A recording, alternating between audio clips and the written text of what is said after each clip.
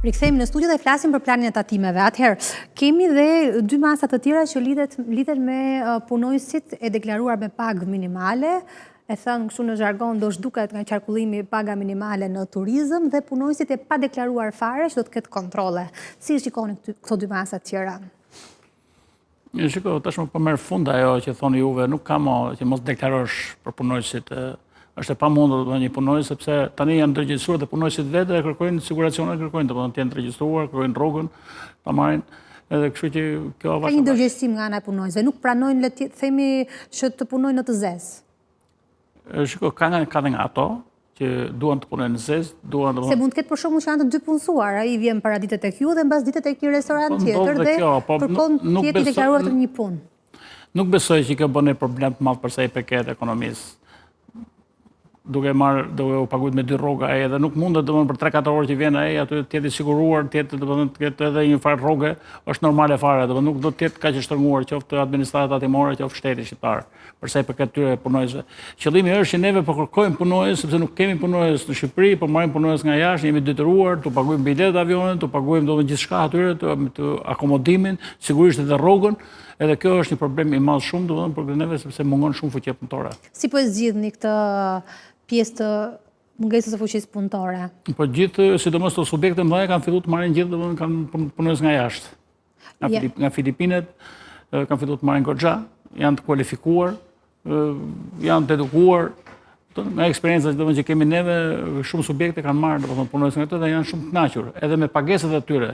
Ja, unë po të them, unë për veten time në biznesin tim, kam porositur një menaxher Filipinës, edhe ai kërkon rrogë 600 euro.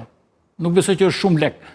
Pra nuk do ta deklarosh me këtë listën e pagës së sigurisht jam i detyruar ta deklaroj. Do deklarosh me atë rrogën që ka realisht. Reale normal do deklaroj. Sepse ai ka dhe akomodimin, ka dhe ushqimin aty. Nuk flas për vetë, flas për gjithë subjektet. E ke zgjedhur nga halli apo e ke zgjedhur se është më i lirë se një punonjës shqiptar? Jo, për lirë, e kam zgjedhur nga halli. Nuk ka punonjës në Shqipëri? Po, nuk ka punonjës në Shqipëri. Dhe mendon që ato janë për sezonin gjatë sezonit turistik, domethënë është krizë për sa i përket stafeve profesionale të kualifikuar. Po, mbasi mbaron sezoni, çfarë ndodh me këtë punonjës? Sigurisht do të gjejmë mënyrë pagesa me të më të ulët, ai domethënë të jetë, nëse do jetë në një marrëveshje. Domethënë brenda sezonit do jetë kjo pagë, jashtë sezonit do jetë një pagë tjetër. Do ta mbani për gjatë gjithë sezonit? Po normal po. A është një punonjës i huaj eficient sa një punonjës shqiptar? Urdhoni? A është eficient sa një punonjës shqiptar? Shiko, unë po të them që kanë gjetur, këtu ke neve kanë gjetur përkrahje goxha, këto stafe, sidomos të që vinë nga Filipinet, janë mjaft edukuar, mjaft të rregull, të shkolluar, me mjaft eksperiencë. Në vendet e tyre ato kanë një pagë minimale, dhe kështu që ato u intereson që të vinë punojnë këtu. Po bujtinat shqiptare, që janë biznese mirëfilli familjare, a kanë hapur dyert ndaj punojësve të huaj? Edhe bujtinat i kanë hapur dyert, po sigurisht i bujtinat thash edhe një herë që punojnë me sezone, punojnë për fundjava dhe e menaxhojnë edhe me stafet, me familjarët e tyre, megjithatë ato kanë vështirësitë e tyre, ato bujtinat të cilët kanë aktivitet goxha. Atëherë, unë kisha një mendim që desha ta ndaja në emisionin tuaj. Tregu mund t'i kërkoj punojësit e huaj, por unë mendoj që legjislacioni shqiptar nuk është gati për t'i marrë këta punonjës. Në qoftë se një kompani e madhe mund të marrë fuqi punëtore nga vendet të Azis, po themi si që theksoi zotnia, një subjekt i vogël nuk besoj se mund t'a bëjë atë, sepse vetëm procedura e lejes qëndrimit dhe e lejes punës zgjat disa muaj dhe do specialistë të merren me atë punë dhe natyrisht ka edhe një kosto. A do ishte gati një subjekt shqiptar për ta paguar këtë kosto, një subjekt i vogël? Po çfarë do të bëjë? Atëherë, është në hall, çfarë do të bëjë? Sezoni kërkon shërbim. Automatikisht në krizë për punonjës. Për krah pune. Dhe në këtë rast si është zgjidhja? Në këtë rast zgjidhja është ose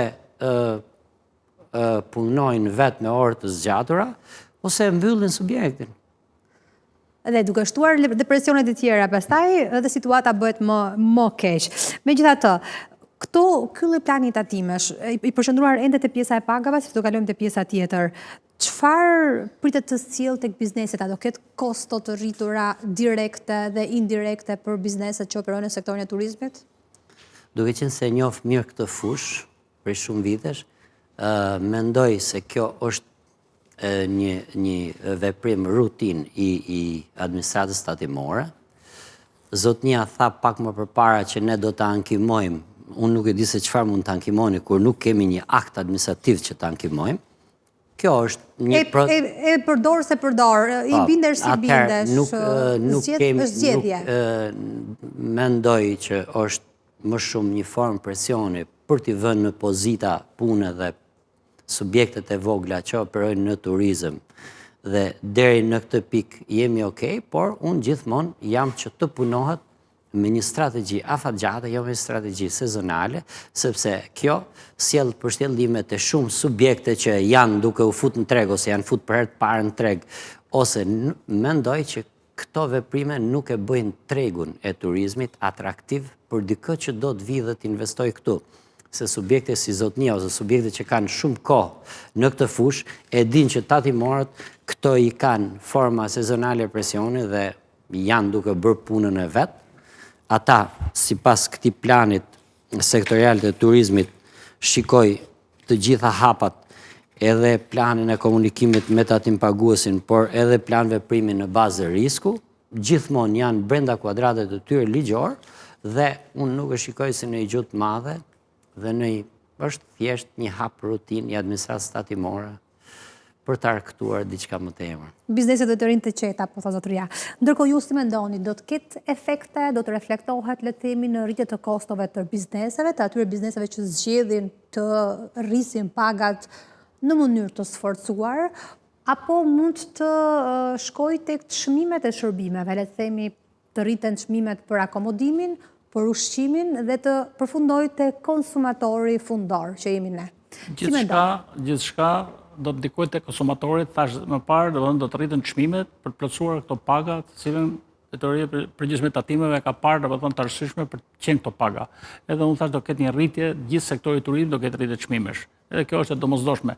Ndërkohë do rritet cilësia e turistëve që vizitojnë Shqipërinë, se nëse sot vinë turistat i nivelit ulët, të cilët vinë me shumë pak shpenzime harxojnë në Shqipëri, mendoj që në të ardhmen, po vjen çdo vit po rritet edhe turizmi, ama po rriten edhe njësitë akomoduese, bën hotele me 5 yje, të shërbejnë këtyre, edhe restorantet kanë rritur cilësitë e tyre, dhe sigurisht nëse do vendosen këto rroga, është domosdoshmëri, domethënë që të rritet çmimi, se gjithçka.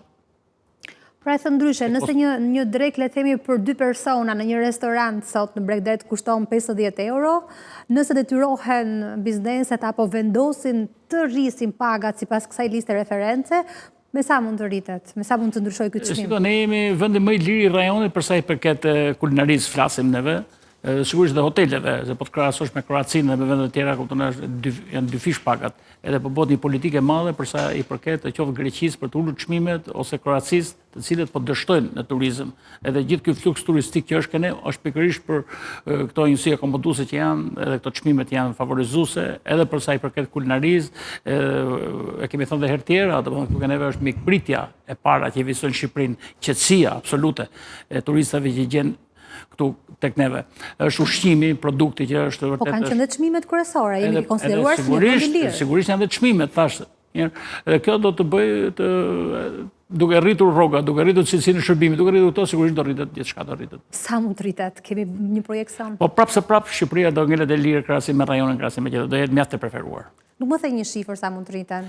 Shiko, do ketë një 10% shërritje. 10%? Vetëm nga efekti presion? Po, sigurisht nga to rrogat. Edhe tek ata që i reflektojnë? Absolutisht po.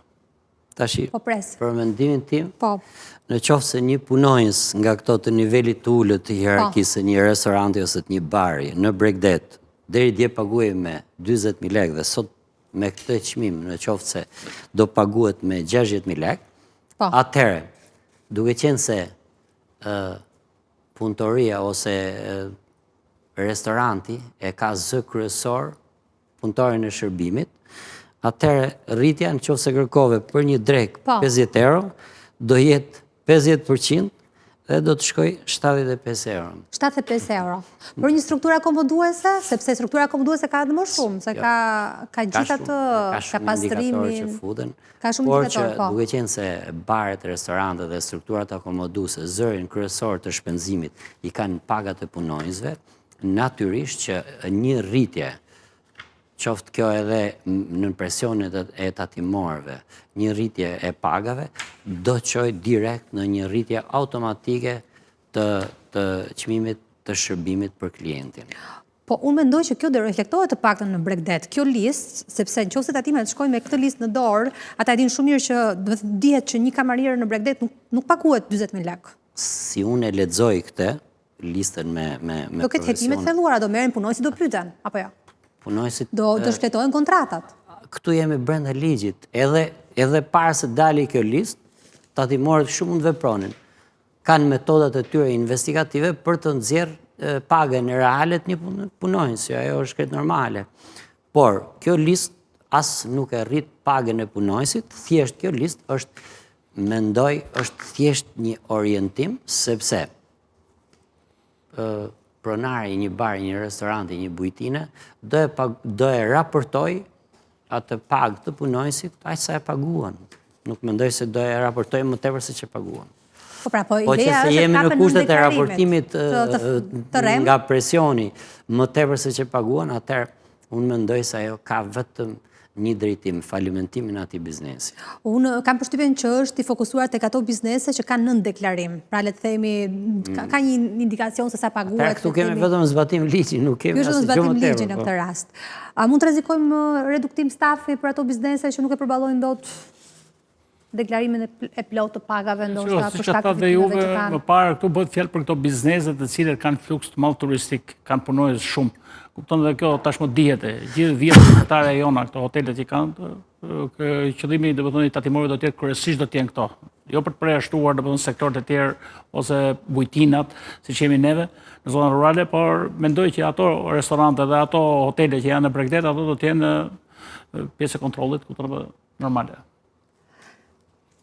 Por mund të cilë apo jo një reduktim stafi për ato biznese që nuk e kanë mirë, le të themi, llogarinë bankare, nuk kanë fitimet mjaftueshme dhe kostot i kanë të larta, dhe duhet e thamë dhe më parë, ne jemi futur tashmë në atë rrugë dhe nuk diskutohet, sigurisht 100% nuk ka, është e pamundur të realizohet 100%, e thash sepse informalitet ka edhe gjithë Evropa, gjithë Amerika ka informalitet, ka punonjës tonë shqiptarë që punojnë nëpër Gjermani, punojnë nëpër ato dhe sigurisht punojnë edhe marrin rrogën të zezë. E kjo dihet tashmë pavarësisht e thon apo nuk e thon njerëzit atë.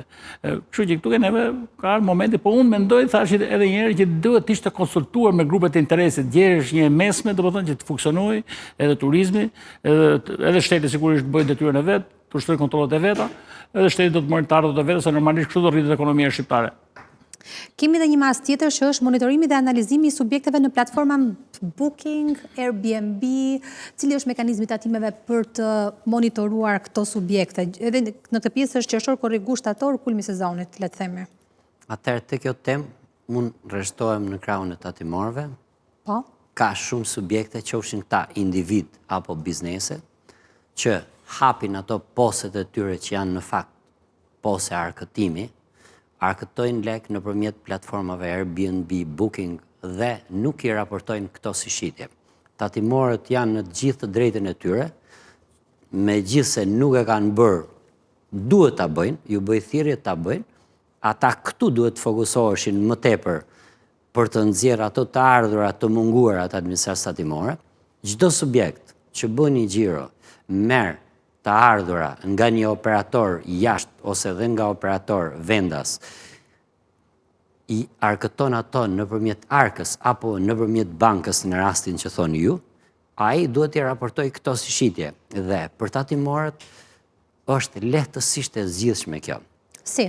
Kjo zgjidhet për çdo subjekt që raporton një strukturë akomoduese, tatimori i kërkon atij që të ngarkojë në faqen e vet ose edhe një individi një numër llogarie, i kërkon bankës se ka të drejtë ligjore të kërkojë bankës një statement bankar për periudhën ose për gjithë vitin, shikon të hyra dhe të hyra arkëtime të subjektit, por nuk shikon shitje, atëherë është në drejtën e vet që ta rivlerësoj, ta gjobis, do me thënë ta penalizoj subjektin, dhe është në të gjithë të drejtën e vet, sepse subjekti nuk e ka raportuar shitjen, për më tepër një shitje të bërë nëpërmjet operatorëve turistik ndërkombëtar ose edhe vendas.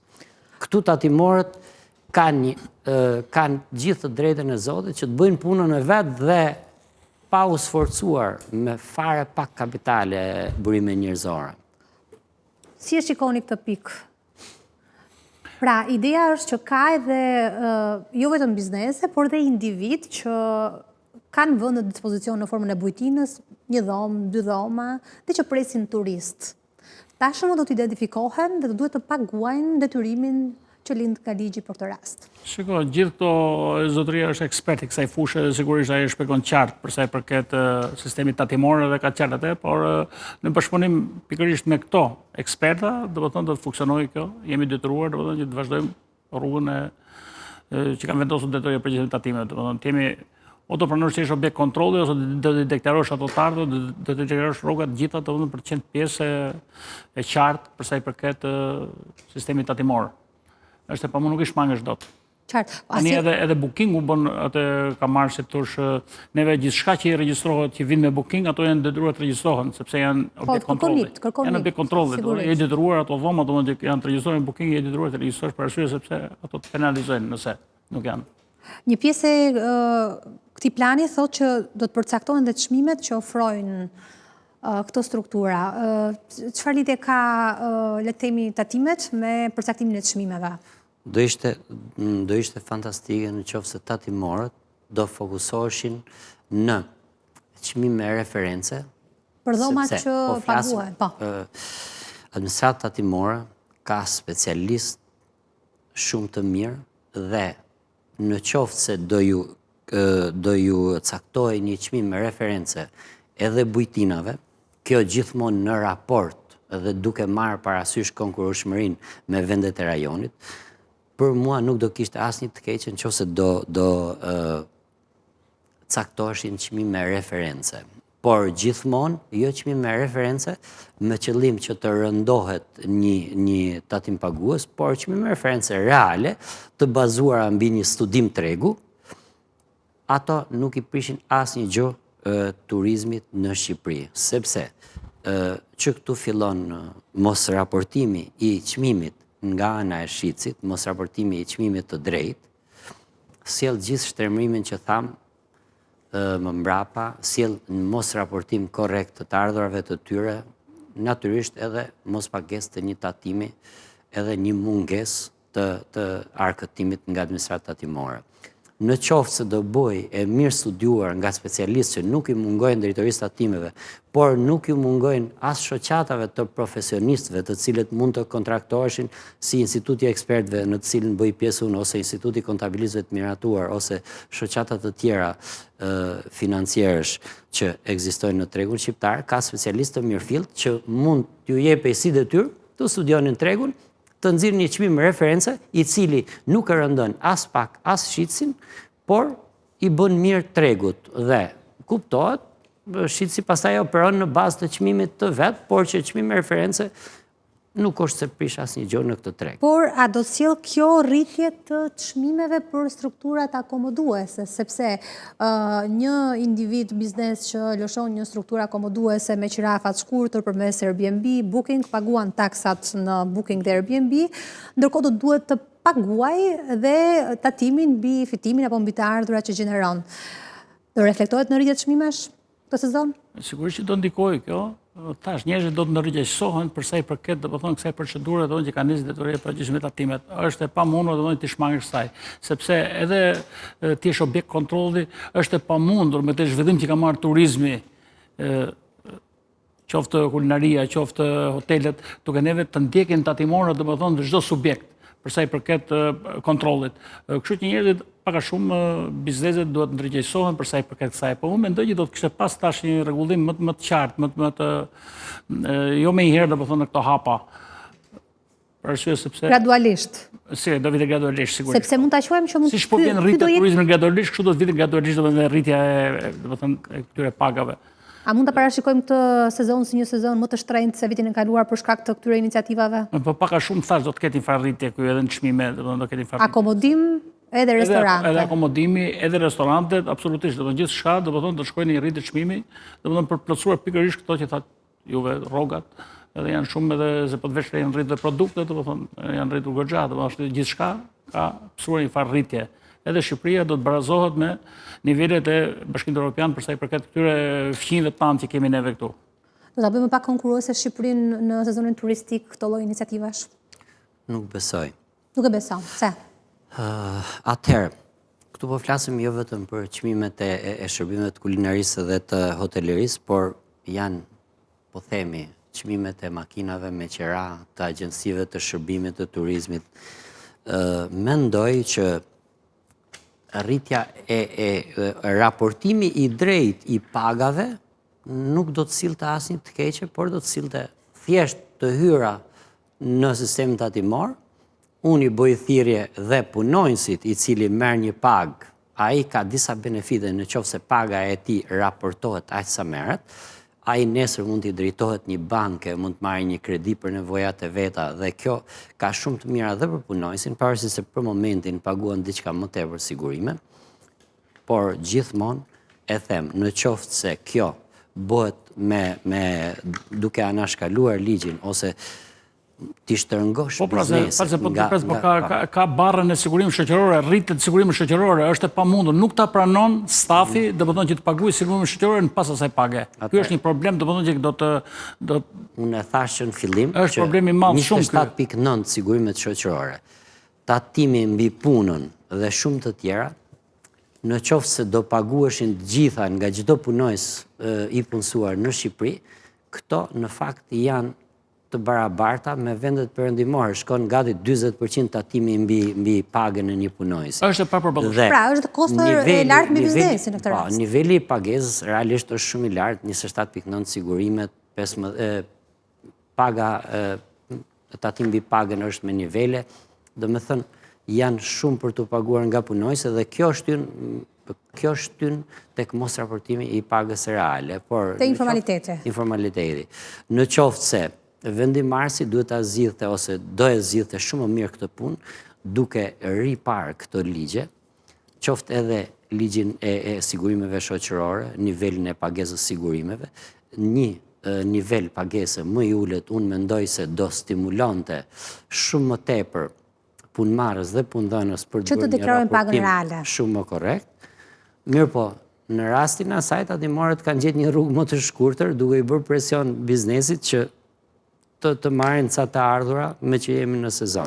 Prandaj të pyet e bënte turizmin jo konkurrues, sepse në një kohë kaq të shkurtër kërkohet një deklarim më i lartë i pagave se që janë aktualisht në sezon, që është kosto në rritje për bizneset, nga ana tjetër kërkohet deklarimi i shfrytëzimit të dhomave që është më i lartë se vitet e tjera, se ka një referencë dhe tek dhomat e hoteleve, deklarohen dhe kërkohet edhe deklarimi i subjekteve që punojnë përmes Booking dhe Airbnb. Pra, do të sjellë le të themi një rritje të përgjithshme të çmimeve në sektorin e turizmit. Atëherë, preket diçka që do të thënë qeveria kërkon nëpërmjet një vendimi numri 160/12/2025 kërkon kapacitetet, ka ca përcaktime, kapacitetet shfrytëzimi, nivel minimal shfrytëzimi dhe është hera parë që lexoja sot se nuk isha marrë përderisa si ishte objekti i punës time. Dhe më bën përshtypje te ky vendim i Këshillit Ministrave, në fakt, grupet e interesit duhet ta kishin atakuar këtë në nivelet respektive të gjykatave.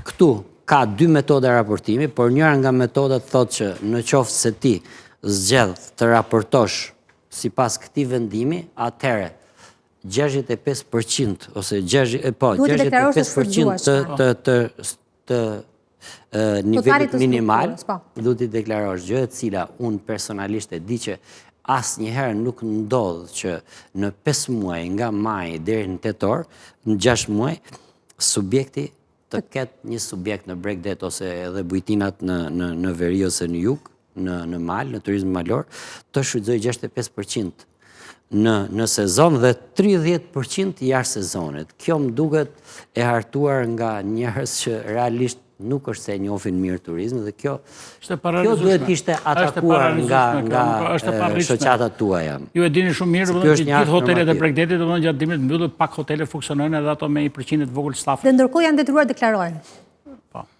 Prandaj po them, gjithë këto iniciativa të një pas njëshme e bëjnë më pak konkurrues si vjet turizmin shqiptar?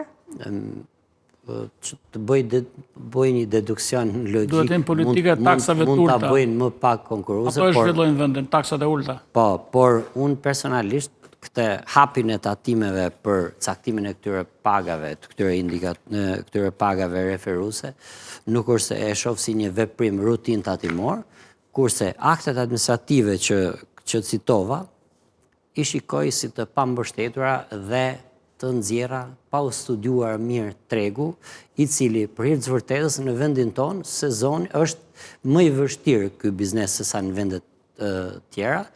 Ne po të krahasojmë me Kroacinë që është shumë hapa përpara nesh, ato ka një sezon turistik veror, afërsisht 6 muaj me sa di unë të më korrigjoj zotnia nëse se kam mirë, ndërsa tek ne dim që sezoni në Bregdet është 2 muaj maksimali atë. Tani, se për ta mbyllur, se jemi në fund, do të bëj edhe një pyetje të fundit.